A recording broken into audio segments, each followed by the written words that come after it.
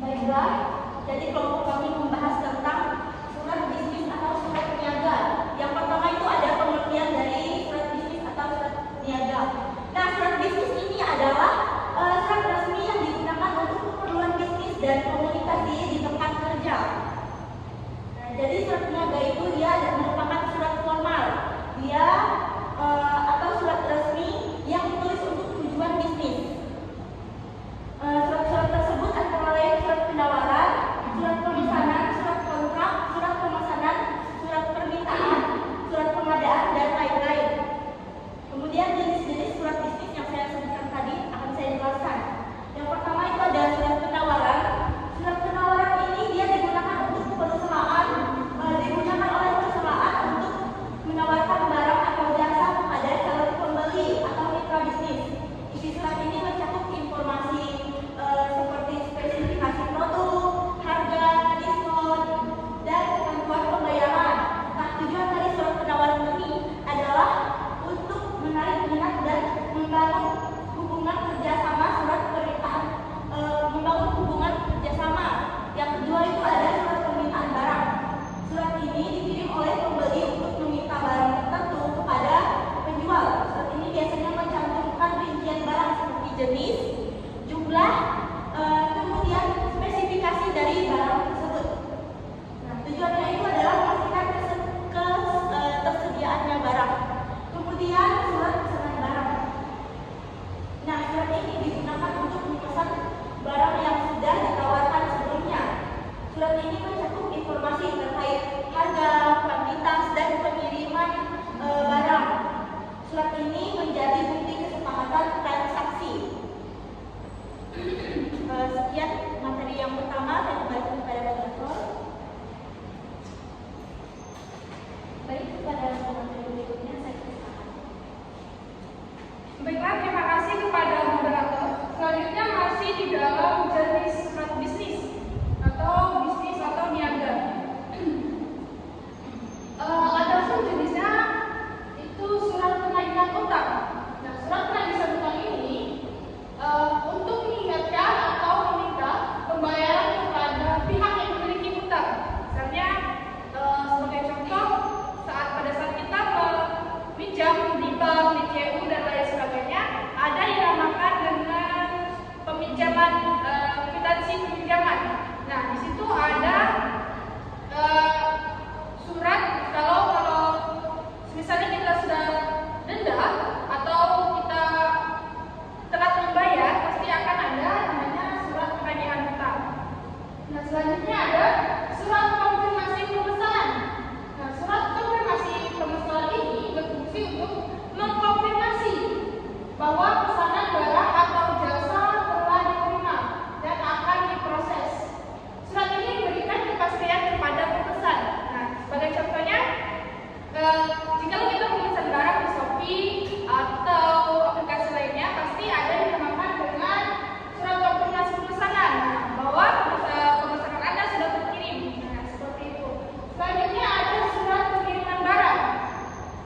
Surat ini digunakan oleh penjual untuk memberitahukan pembeli bahwa barang yang dipesan telah dikirim. Surat ini biasanya mencantumkan rincian barang, nomor resi, dan informasi logistik lainnya. Nah, masih di dalam contoh pemesan barang di Shopee, pasti ada namanya di atas lagi saja, mohon maaf beberapa, ada namanya rincian barang dan nomor resi. Terus ada juga informasi logistik. Mungkin sekian dari komentar kedua.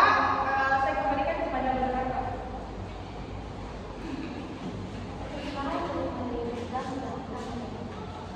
Baik, di sini saya akan melanjutkan materi dari kelompok saya, yaitu surat keluhan. Surat ini dikirim oleh pembeli kepada penjual jika ada masalah seperti kerusakan barang, jumlah yang tidak sesuai, atau layanan yang kurang memuaskan. Tujuannya adalah meminta penjual untuk memperbaiki situasi tersebut. Yang bagian kedua yaitu surat balasan keluhan. Surat ini berisi tanggapan dari pihak penjual terhadap keluhan yang diterima. Surat ini umumnya berisi permintaan maaf, penjelasan atau solusi untuk menyelesaikan masalah. Bagian ketiga yaitu surat penawaran kerjasama. Surat ini dibuat untuk mengajukan proposal kerjasama kepada pihak lain. Isi surat memutilasi penjelasan tentang bentuk kerjasama, manfaat, dan tujuan yang ingin dicapai bersama. Baik, saya kembalikan ke moderator. Terima kasih kepada moderator. Di sini ada slide terakhir yaitu masih dan jenis-jenis. Adapun ada 3 surat surat. Jadi pertama ada surat perjanjian bisnis. Surat ini adalah dokumen resmi yang memiliki kesepakatan tertulis antara dua pihak dalam hubungan bisnis. Isi surat mencakup tanggung jawab, syarat, dan ketentuan yang harus dipenuhi. Nah, adapun yang kedua, surat promosi atau iklan. Surat ini digunakan untuk memperkenalkan produk atau jasa baru kepada konsumen. Surat ini berisi informasi tentang ketentuan produk, diskon, atau penawaran menarik lainnya. Nah, adapun yang terakhir, surat permohonan kredit. Surat ini dibuat oleh individu atau perusahaan untuk mengajukan pinjaman kepada bank atau lembaga keuangan. Surat ini mencakup jumlah yang diajukan, tujuan penggunaan, serta jaminan yang disediakan. Hanya itu saja, saya kembalikan kepada moderator. Baik, terima kasih untuk materi telah mengembangkan materi hasil diskusi. Jadi saya akan membuka sesi tanya jawab. Bagi audiens yang ingin bertanya, saya persilakan. Saya mohon izin sebelumnya, saya perwakilan dari kelompok 1 ingin bertanya, mengapa surat bisnis termasuk surat resmi? Kepada pemateri, apakah pertanyaannya sudah jelas? Jelas. Selanjutnya, apakah ada yang ingin bertanya? Saya dari kelompok 4 izin bertanya, apa bedanya surat pesan barang dan surat permintaan barang? Terima kasih. Kepada pemateri, apakah pertanyaannya sudah jelas? Jelas. Selanjutnya, apakah ada yang ingin bertanya? Saya, perwakilan dari kelompok 2 izin bertanya, apakah surat bisnis bisa ditulis sendiri? Kepada pemateri, apakah pertanyaannya sudah jelas? Jika sudah jelas, apakah pertanyaannya akan langsung dijawab? Ya, Saya serahkan kepada pemateri untuk menjawab pertanyaan dari audiens. Baik, di sini saya akan menjawab pertanyaan dari kelompok 1. Saya ulangi pertanyaannya, mengapa surat bisnis termasuk surat resmi?